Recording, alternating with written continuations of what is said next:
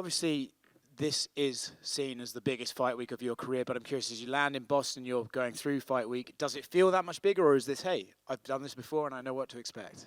Feels very similar to my last few fights. I feel like all my last few fights were big deals, especially that Peter fight.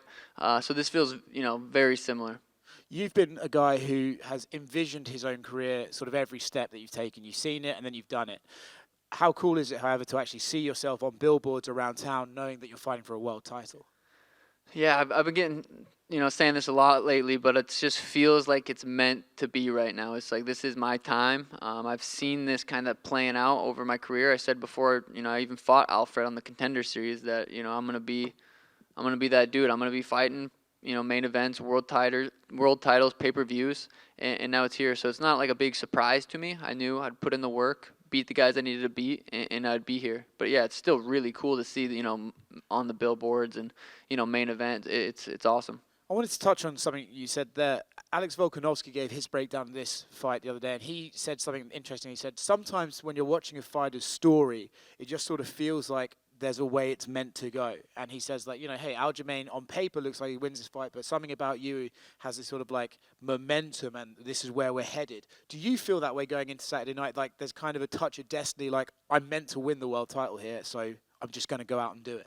Yeah, I'd be lying if I said no. It definitely feels like it's playing out that way, but I still have to get into an octagon with Aljamain Sterling, the best bantamweight of all time, and do that magic. I still have to go out there and perform and do what it's all kind of looking like it's supposed to happen. I'm going to go out there and put his lights out. I still got to go out there and do it, and I'm 100% capable of that, and that's where I get that confidence from.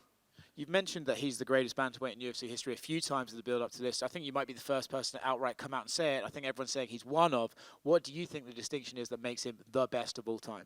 Who's better? I guess the argument would be Dom Cruz. I don't see it. Fair enough. Is this a wrestler versus striker match that everyone says it is? Yeah, hard to not say that one. I do see that. Striker versus grappler matchup is a very accurate way to, even if you look at statistically speaking from all of our fights, this is a striker versus grappler matchup. I am going to keep it on the feet. He wants to take it to the ground. It's no secret. Is the only way you can win this fight by knockout, or can you beat him over decision by just playing it long, keeping him rangy, and not letting him get his hands around your way? Yeah, 100%. That is a possibility. I go into every fight with the mindset of two things. I want to put this dude's lights out, but I'm also mentally, physically prepared for 25 minutes.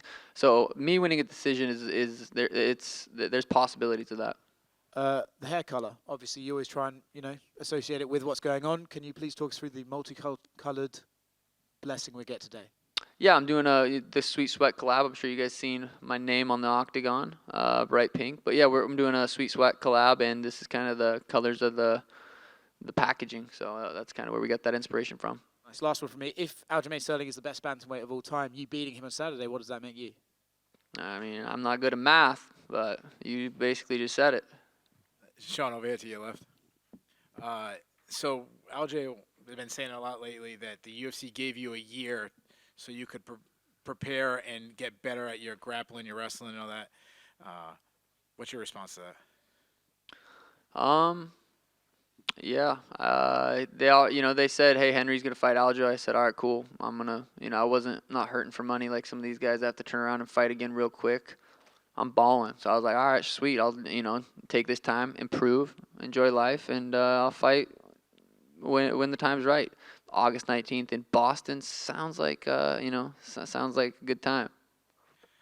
When you faced off with him after he beat Cejudo, you said you better be better than that. But this week you've kind of changed a little bit, saying you're really impressed with his skills in that. So why the change? Well, I do. His skills are.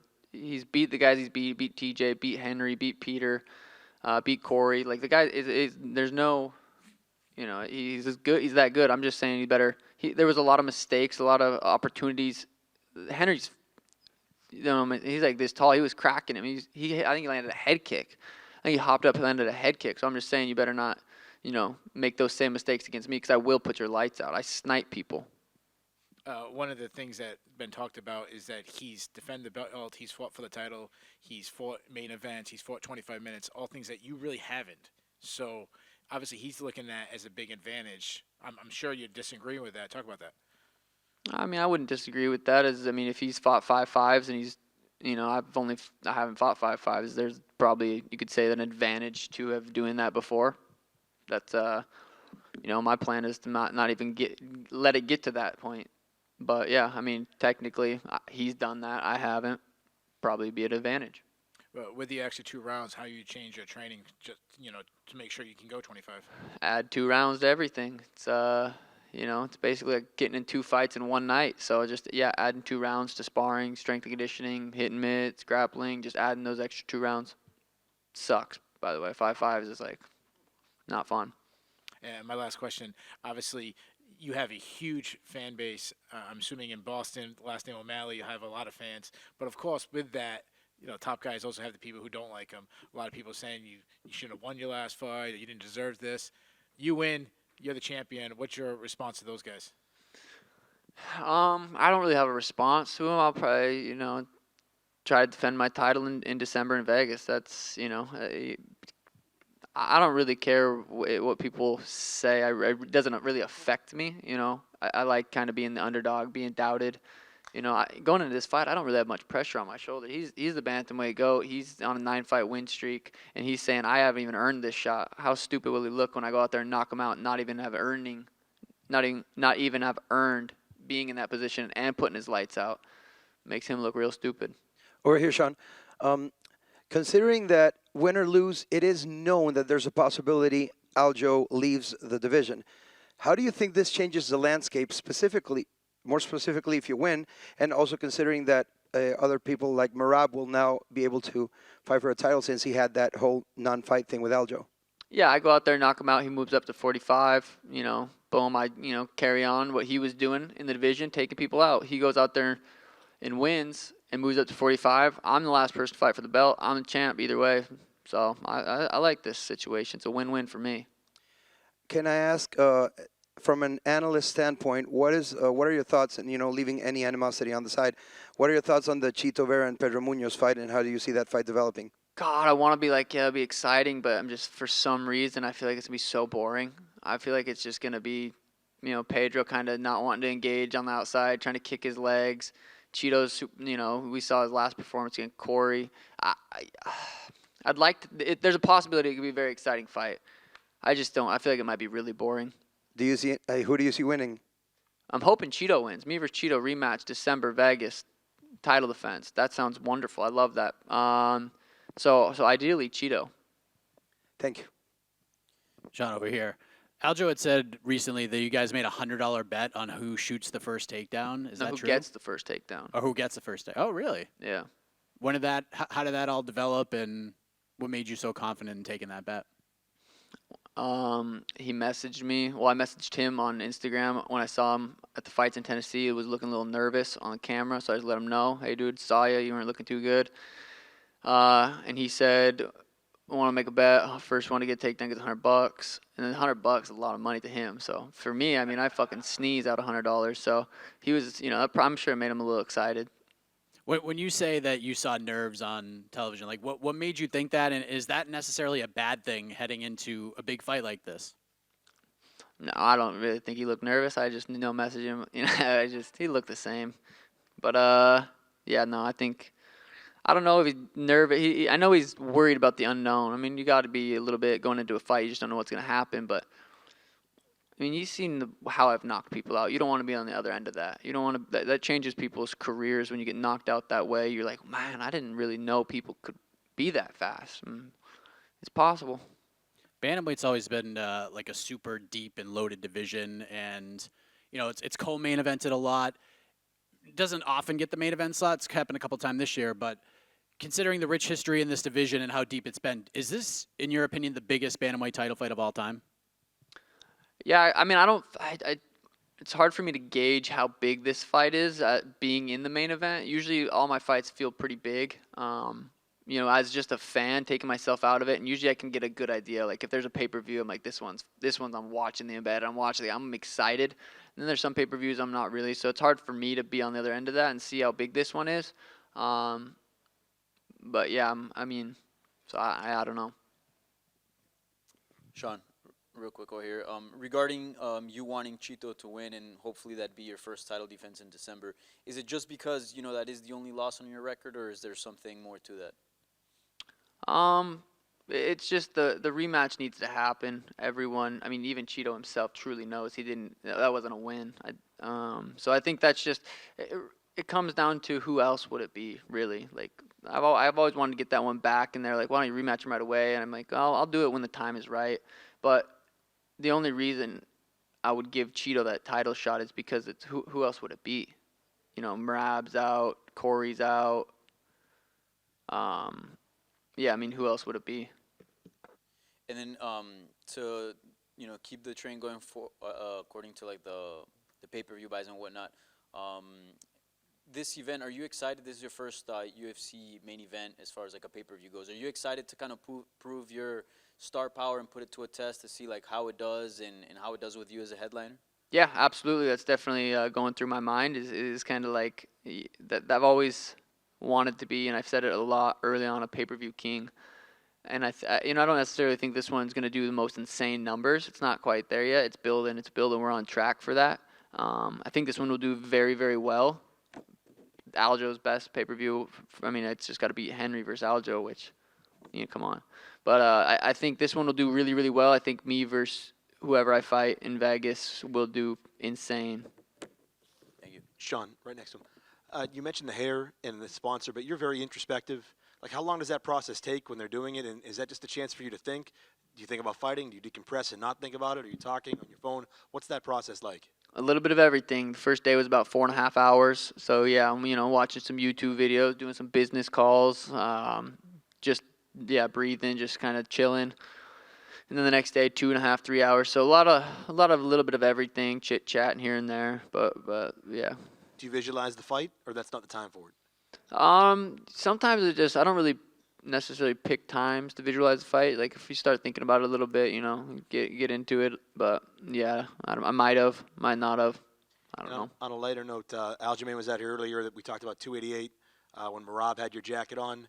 I know it's an intense moment, but looking back on it, do you see some humor in that, or was that something you didn't find funny? No, I thought it was silly. I didn't recognize Merab. How funny is that? I thought he was just a fucking worker. I handed Merab my jacket. Like, that's hilarious. I didn't know who Merab was. That's funny. I find it very funny. Thank you. And Sean right here on your right. Going off of that, it sounds like Merab put out something yesterday saying that he's back training, like indicating that he could be ready for a fight soon. So going off of what you just said about Cheeto, like is the Merab fight, and given your history with the jacket and everything, like are you interested in that fight or? I mean, if you asked me what fight was bigger, me versus Cheeto rematch or versus me versus Merab, I mean, I'm pretty sure we could all agree on which one's bigger. I'm in the fight business. I've been saying that. I've never been afraid to say that. This is a business to me. Who makes more money, me versus Merab or me versus Cheeto? It's very simple to me. And it seems like a lot of the people that are detractors of you, critics of you, kind of take exception to that. They're like, oh, he's not necessarily won, 5 top 10 fights and stuff like that. But hearing you up here, you're talking about how there's no weight on your shoulders, how you're happy financially, you're doing well. So do you think people just have the wrong idea about like what you're doing to get to this point? Yeah, everyone that's talking a little bit of shit is all broke. Like those guys are just not rich. You know what I mean? It's simple. They're just jealous. There's nothing other than jealousy coming from their lips.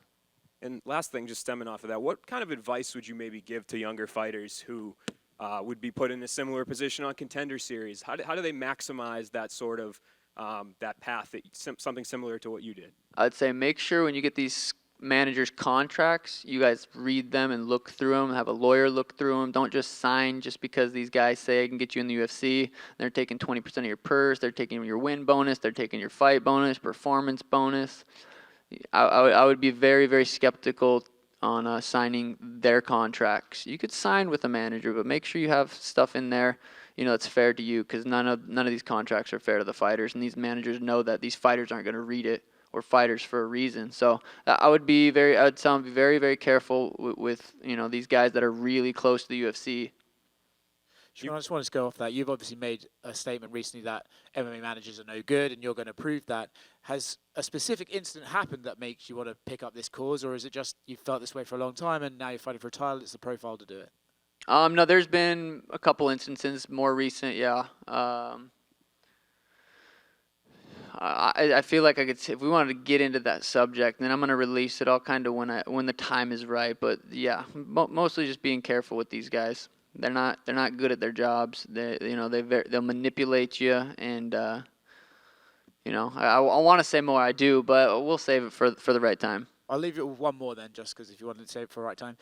Do you think it's a problem that it's like a low barrier to entry? Anyone can be an MMA manager, so they're just not necessarily skilled in the workplace? Or is it that a lot of these guys, through their job, have just become too close to promotion and as such cannot represent the fighter as effectively as possible? A little bit of both. You meet scumbags in all levels of life. You could be broke, and you could have broke scumbag friends. You could have a lot of money, and then those rich. There's high level scumbags out there, and they're good at they're good at being scumbags. They're good at that, and yeah. Sean, so obviously your backstory is very fascinating. You're originally from Montana, and MMA is pretty scarce there. Not a lot of guys coming out of Montana. Big moment for you this weekend. Just as you get to kind of reflect on your journey, how were you able to do it? Like, what was the biggest catalyst for you to get to this point? Yeah, I remember when I was 16 years old, I just went and started kickboxing, boxing, and just kind of sparring. And just kind of had this natural ability. And I think some people are truly born knowing how to fight. And I found that, and I became obsessed with it. And I don't even remember your question, but yeah. Just, that path and journey and, finding the right way, and just, was it kind of your passion for the sport? Like, is that maybe what was your biggest reason to get to this point you would maybe credit? Yeah, before I found fighting, I, wanted to be in the NFL because I wanted to be rich and famous. Realized real quick that I was, 5'11", 100 pounds. So I realized that wasn't realistic. I didn't really know what I wanted to do. Then I found fighting. I'm like, this is it. This is it. I'm going to be, I'm gonna make money. This is how I do it. And it's literally all played out damn near perfect. Being from Montana, do you carry any pride just knowing where you come from? And just like I said, there's not a lot of guys coming from there. You and Tim both are kind of making it right now. Do you carry any pride just knowing that that's where you guys come from? Yeah, I think being from Montana was a huge role. I mean, even just like my first couple coaches early on, Johnny Aho would, tell me if I had to fight GSP, I'd beat him. And I was delusional. I'm like, hell yeah, I would. So I was knocking people out at an early age at 16, 17, 18. I was all in Montana fighting. There was, times I fought 3 times in a month, So we were, and being in Montana, they didn't have a commission. We could fight, like I said, 3 times a month. We could kickbox, then go to an MMA fight. It was a little bit sketchy in a sense, but we could fight all the time. So you don't see that anymore. You don't really see that from these different promotions. And I was, So being from Montana was a massive part of my career. I gained a ton of confidence down there, gained a ton of experience. I had 14 amateur fights, and then I moved to the lab, and people were like trying to get their second amateur fight. And I was, had so much experience, which definitely gave me a huge advantage. You have a lot of fans, obviously, kind of globally, but just that support you get from Montana, is that pretty special to you? Yeah, it's where I'm from. I grew up there. It kind of molded who I was, being from Helena, Montana. It's a small town. I thought it was a good place to grow up. You and Tim, obviously, being from there, and your guys' relationship is so interesting because coach and fighter aren't always best friends, but you guys seem to be. Just, what can you say about what he's done for your career and just your relationship? Yeah, and again, it's crazy how my life's played out. The fact that Tim came back to Great Falls to commentate a fight card, because he was already in Bellator at the time, and I was on the fight card. And he had watched me fight when I was 16 years old, and I didn't meet him. But he came back to commentate a fight, and I was fighting this college wrestler, and I armbarred him. And I knew literally one armbar off my back, a basic armbar. And the dude took me down, was beating me up, and I armbarred him. I felt his elbow pop, and that was when Tim approached me at the after party, and he said, hey, if you want to come down to Phoenix and train at a real gym, you can come. I called him the next day. I'm like, hey, I got my flight booked. And he's like, whoa, chill. But that just meeting Tim, and then obviously what he's done for me in my career is just, it's crazy to think about. Last one for me is just obviously your family, and you mentioned Johnny Aho, some of your old coaches in Montana who've been there kind of since day one. Your siblings working with you as well down in Phoenix. Just what have they all meant throughout this journey? Your family, your old coaches. Just what can you say about their impact on you? Yeah, I moved to Phoenix. I was there for like 7-8 years before my family came down, and I had made enough money to where I basically said, hey, like, you guys can move down. You got somewhere for you to stay. I can employ you, and I got pretty much my entire family down there. My dad's the last one staying in Montana, but we're gonna get him down there. But yeah, it was really cool to be able to be in this position to give them opportunities to move out of Helena, Montana. I feel like just moving out of the state you're from is important in life. Thanks, Sean. Sean over here. Hey, Sean, how are you? What do you expect the pop to be for you on Saturday night? I know this is your first time in a pay-per-view main event, but have you felt any buzz in the city, and what are you expecting from a fan reaction when you make that walk? Yeah, for me, it's very important that I come out calm. That energy, I'll store it in my veins, and I'll let it loose when I need to. But it's important for me to be calm mentally, physically. My mind can be calm but sharp at the same time, ready to snipe him in the chin. But yeah, when I make that walk, it'll be I'll use that energy, I'll store it inside of me, and I'll use it when I need to. And Mario Batista talked about your strong work ethic when he was up here earlier. How special would it be for both of you guys to come away with wins on Saturday night? And do you have anything to say about Mario as a teammate? Mario is the fucking man. One of the coolest dudes, hardest working guys, and it breaks my heart that Cody Garbrandt had to pull out because Mario, earned that big name. Yeah, Cody's on a 16-fight losing streak, but it would have still been a really good win to go out there and put his lights out, which he would have. Mario would have dominated that fight. But I'm glad they were able to find him someone. But they couldn't say enough good things about Mario. Just like we both moved to Arizona around the same time as amateurs and kind of turned pro around the same time. Got in UFC, kind of doing our thing. So to see Mario on the same card is awesome. Marcus just won, another training partner of ours. Kyler won the week before that. We got a bunch of killers at the MMA lab in Tim's gym in Arizona. We got a good squad, but yeah, Mario's the man. Thank you. Hey, Sean, right here. Right here. So Aljo was in here earlier, and he kind of took a jab. He said, if I get the win on Saturday, The only jab he'll throw on me. maybe I'll go out there and celebrate my victory by drinking a couple of Happy Dads, and maybe Damn the right. Milk Boys will celebrate with me and not Sean O'Malley. I know the boys have flown in to see you this week. You guys have done the pod, so I just wanted your thoughts on that comment. I'll be there too, baby. Win or lose, we booze. Johnny Manziel, right?